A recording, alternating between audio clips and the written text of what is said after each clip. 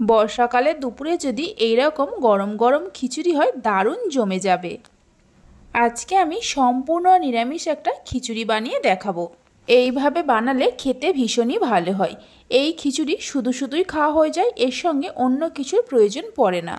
তবে আপনারা চাইলে আলু ভাজা, বেগুন ভাজা, পাঁপড় ভাজা যে কোনো কিছু দিয়ে খেতে পারেন।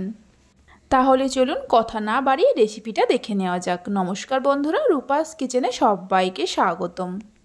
শুরু থেকে শেষ পর্যন্ত দেখার জন্য আপনাদের কাছে অনুরোধ রইল। প্রথমে কড়াইয়ের মধ্যে দিয়ে দেব 1 বাটি মুগ ডাল।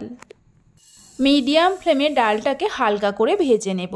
ডাল ভাজার সময় এইভাবে ক্রমাগত নাড়তে হবে।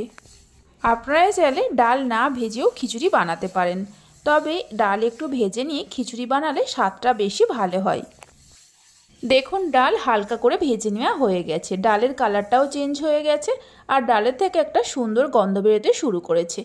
এই সময় গ্যাসের ফ্লেমটা বন্ধ করে দিয়ে একটা পাত্রের মধ্যে ঢেলে নেব। এর মধ্যে দিয়ে দেব যে বাটি মেপে ডাল নিয়েছিলাম ওই বাটিরই 1 বাটি গোবিন্দভোগ চাল, মানে চাল আর ডাল সমান সমান নিতে হবে। এবার চাল আর ডাল জল দিয়ে ভালো করে ধুয়ে নেব। এখানে আমি গোবিন্দভোগ চাল দিয়ে খিচুড়িটা বানাচ্ছি, আপনারা চাইলে বাসমতি চাল দিয়েও খিচুড়ি বানাতে পারেন। চাল আর ডাল ভালো করে ধুয়ে নেওয়ার পর রেখে দিয়ে কড়াইয়ের মধ্যে দিয়ে দেব 2 চামচের মতো সর্ষের তেল। তেলের মধ্যে দিয়ে দেব কয়েক টুকরো আলু আর কয়েক টুকরো ফুলকপি। ফুলকপি আর আলু একটু বড় বড় করে কেটে নিয়ে ভালো করে ধুয়ে নিয়ে আগে রেখে দিয়েছিলাম। অল্প করে নুন আর হলুদ দিয়ে গ্যাসের ফ্লেমটা হাইতে করে ফুলকপি আর আলুকে একটু লালচে করে ভেজে নেব। এখানে আমি ফুলকপি আর আলু দিয়েছি, তবে আপনারা নিজেদের পছন্দ মতো যে কোনো সবজি দিতে পারেন। আলু আর ফুলকপি ভালো করে ভেজে নেওয়া হয়ে গেছে। দেখুন লালচে কালার চলে এসছে, এর থেকে আর বেশি ভাজবো না, তুলে নিয়ে রেখে দেব। আলু ফুলকপি তুলে নেওয়ার পর কড়াইয়ের মধ্যে দিয়ে দেব আরও 2 চামচ সর্ষের তেল। এই খিচুড়িটা সর্ষের তেলে করলে স্বাদটা বেশি ভালো হবে, তবে আপনারা চাইলে সাদা তেলেও করতে পারেন। তেলের মধ্যে দিয়ে দেব 2টো গোটা শুকনো লঙ্কা, 1/2 চামচের মতো গোটা জিরে আর অল্প করে হিং।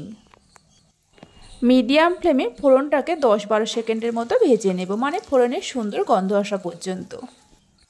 ফোড়নে থেকে সুন্দর গন্ধ বেরোতে শুরু করলে একটা বড় সাইজের টমেটোকে কেটে নিয়ে দিয়ে দেব। 1 চামচ গ্রেট করা আদা দিয়ে দেব। 3-4টে কাঁচা লঙ্কাকে 2 টুকরো করে নিয়ে দিয়ে দেব। ঝাল আপনারা যেমন খাবেন সেই মতো কাঁচা লঙ্কা দেবেন। 1 চামচ দিয়ে দেব হলুদের গুঁড়ো, 1 চামচ দিয়ে দেব জিরে গুঁড়ো আর 1/2 চামচ দিয়ে দেব কাশ্মীরি লঙ্কার গুঁড়ো। অল্প করে জল দিয়ে মশলা ভালো করে কষিয়ে নেব, গ্যাসের ফ্লেমটা মিডিয়ামে রেখে। মশলা কষাতে কষাতেই অন্য আর একটা কড়াইয়ের মধ্যে বেশ কিছুটা জল নিয়ে গরম করতে বসিয়ে দেব। যে বাটি মেপে চাল আর ডাল নিয়েছি ওই বাটির 4 বাটির মতো জল আছে। জল হালকা গরম করে নেব। খিচুড়িতে সবসময় গরম জল দেওয়ার চেষ্টা করবেন। 5-6 মিনিট সময় ধরে মশলা ভালো করে কষিয়ে নিয়েছিলাম। দেখুন মশলা খুব ভালোভাবে কষানো হয়ে গেছে। এই সময় ধুয়ে রাখা চাল আর ডাল দিয়ে দেব আর ভেজে রাখা আলু আর ফুলকপি দিয়ে দেব। এবার সব কিছুকে খুব ভালো করে মিশিয়ে নেব। যখনই সব কিছু খুব ভালো করে মিশিয়ে নেওয়া হয়ে যাবে, কড়াইয়ের মধ্যে যে জলটা গরম করে নিয়েছিলাম দিয়ে দেব। খিচুড়ির মধ্যে কখনোই ঠান্ডা জল দিতে যাবেন না, তাহলে খিচুড়ির স্বাদ খুব একটা ভালো হবে না। জল দেওয়ার পর স্বাদ মতো নুন দিয়ে দেব। নুন আর জলটা ভালো করে মিশিয়ে নিয়ে 2টো তেজপাতাকে 2 টুকরো করে নিয়ে দিয়ে দেব। এবার গ্যাসের ফ্লেমটা একদম লোতে করে ঢাকা দিয়ে কিছুক্ষণ রান্না করে নেব। 15 মিনিটের মতো লো ফ্লেমে রান্না করে নিয়েছিলাম। ঢাকা খুলে একটু নাড়াচাড়া করে নেব। এই সময় চাল ডাল আর সবজি 80% সেদ্ধ হয়ে গেছে। খিচুড়িটা যদি আপনারা এরকম ঘন রাখতে চান তাহলে একটু নাড়াচাড়া করে নিয়ে গ্যাসের ফ্লেমটা একদম লোতে করে আরও 10 মিনিটের মতো রান্না করে নিতে পারেন। তবে খিচুড়িটা আমি একটু পাতলা করে বানাবো, তাই এর মধ্যে আরও কিছুটা গরম জল দিয়ে দেব।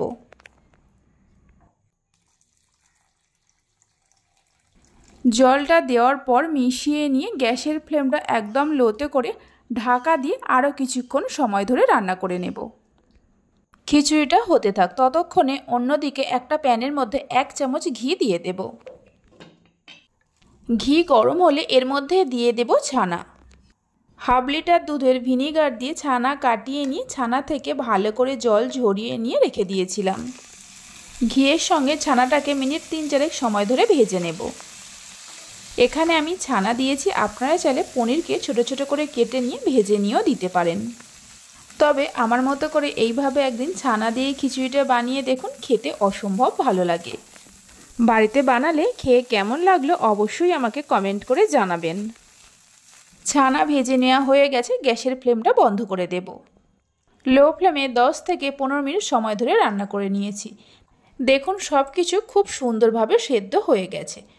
সব শেষে দিয়ে দেব 1 মুঠো ধনেপাতা কুচি, অল্প করে গরম মশলা গুঁড়ো, একটা বাতাসার পরিবর্তে অল্প করে চিনিও দিতে পারেন। ভেজে রাখা ছানা দিয়ে দেব আর 2 চামচ ঘি দিয়ে দেব। ঘিটা চাইলে আর একটু বেশি করেও দিতে পারেন। রেসিপি ভালো লেগে থাকলে লাইক, শেয়ার ও সাবস্ক্রাইব করে পাশে থাকবেন। এবার সব কিছুকে খুব ভালো করে মিশিয়ে নিয়ে গ্যাসের ফ্লেমটা বন্ধ করে দিয়ে ঢাকা দিয়ে মিনিট 2-3 সময়ের জন্য রেখে দেব। এইভাবে খিচুড়ি বানিয়ে আপনি যাকেই বানিয়ে খাবেন আপনার প্রশংসা করতে বাধ্য হবে। 3 মিনিট পরে দেখাচ্ছি, দেখুন খিচুড়িটা কতটা লোভনীয় হয়েছে। তাহলে চলুন ভিডিওটা আমি এখানেই শেষ করছি। আপনারা সবাই ভালো থাকবেন, সুস্থ থাকবেন। ধন্যবাদ।